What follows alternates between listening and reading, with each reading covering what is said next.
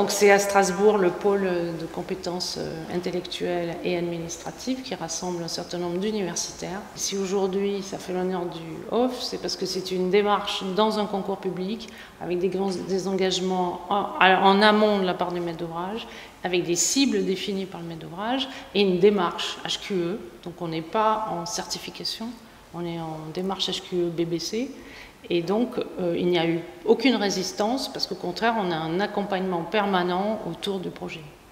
Donc, sur le thème de l'air, on a deux parties. On a un labyrinthe thermique qui vient rafraîchir non pas les 8 amphithéâtres, mais l'amphithéâtre principal de ce bâtiment. Et ensuite, on a un gros investissement sur tout l'air dans les bureaux.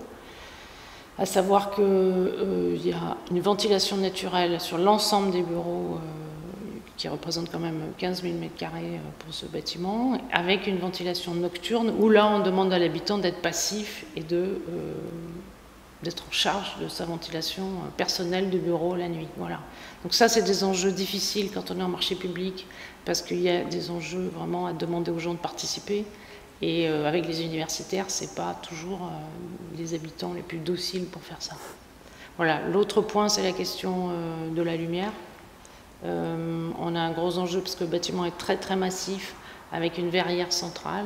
Donc là, on a un enjeu donc, de capter un maximum de lumière, mais aussi d'avoir la protection solaire et donc toute l'automatisation qui va avec pour la protection solaire. Voilà, le bâtiment est tout en bois.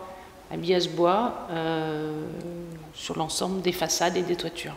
Pour le labyrinthe d'air, en fait, c'est venu de la contrainte déjà d'espace parce qu'on avait peu d'espace à exploiter.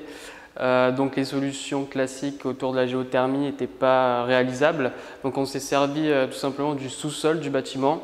Des études ont permis de démontrer que l'air qui allait arriver en sortie du labyrinthe thermique allait être une température modérée. Donc ça va permettre en fait une utilisation en période estivale où on va permettre de rafraîchir le bâtiment et en période hivernale un préchauffage en fait de l'air.